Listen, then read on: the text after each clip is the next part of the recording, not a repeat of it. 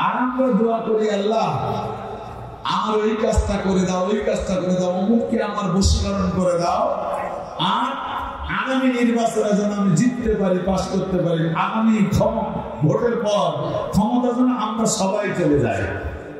ঠিক কিনা? একটু কথা বলেন। আর নতুন করে আমরা পরিকল্পনা করছি, যারা এর আগে ছিল ওদের বাটবো, কাটবো, ছেড়বো, ভাঙবো, চলবো, অস্তিত্ব রাখবো না, বিলীন করে ছাড়বো। ঠিক কিনা? একটু কথা বলেন নাকি? ওরা মনে মনে ভাবছে যদি কোনোদিন সুযোগ পায় 1 লাখে এসে টোটাল এরিয়া জড়ো করে নিয়ে আমাদের সব বাহিনী তৈরি করে রেখে গেছে, শুধু একটা আতলিক তরিক দেবো, এক তরিকি বাংলাদেশ ক্যাপচার করে সব টাইম করে দেবো। এতদিন তো কোন রকম বাঁচায় রাখলাম, দরদ করেই ভুলে গেছে, আমি দিয়ে আর সুযোগ দেবো না। ঠিক কিনা? এরকম পরিকল্পনা আছে না? মাঝখানে কিছু লোক আছে, তারা এদিকেও না ওদিকেও না, তারা শুধু ভাবে কি হলো, কপালটাই খারাপ, এরা গেল যা, ওরা গেল তাই। ঠিক কিনা? এরকম হবে না? এই শ্রেণীর মানুষগুলি আল্লাহ তাআলা রব্বুল আলামিনের কাছে বলছেন, আল্লাহ পাক রব্বুল আলামিন তাদের মনের কথাটি কুরআনুল কারীমের মধ্যে বর্ণনা করেছেন। একটু বলবো, মাথা ওদিকে যাও। আল্লাহ পাক বলেন, ওয়া মা লাকুম লা তুকাতিলুনা ফি সাবিলিল্লাহি ওয়াল মুস্তাদআফিনা মিনার রিজালি ওয়ান নিসা ওয়াল বিলদানিল্লাযীনা ইয়াকুলুনা রাব্বানা আখরিজনা মিন হাযিহিল ক্বরিয়াতিজ জালিমি আহলুহা রাব্বানা ওয়াজআল লানা মিন লাদুনকা ওয়ালিয়্যা ওয়াজআল লানা মিন লাদুনকা নাসীরা।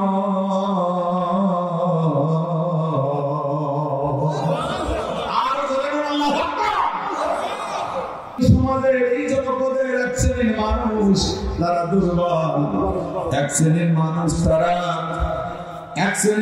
তারা দুর্বল, শিশু, তারা বৃদ্ধ, তারা নারী, তারা বারবার আমার কাছে প্রশ্ন করছে, দোয়া চাইছে, আল্লাহ এই মাজলুম জনপদ থেকে, জালিমদের হাত থেকে আমাদেরকে রেহাই দাও।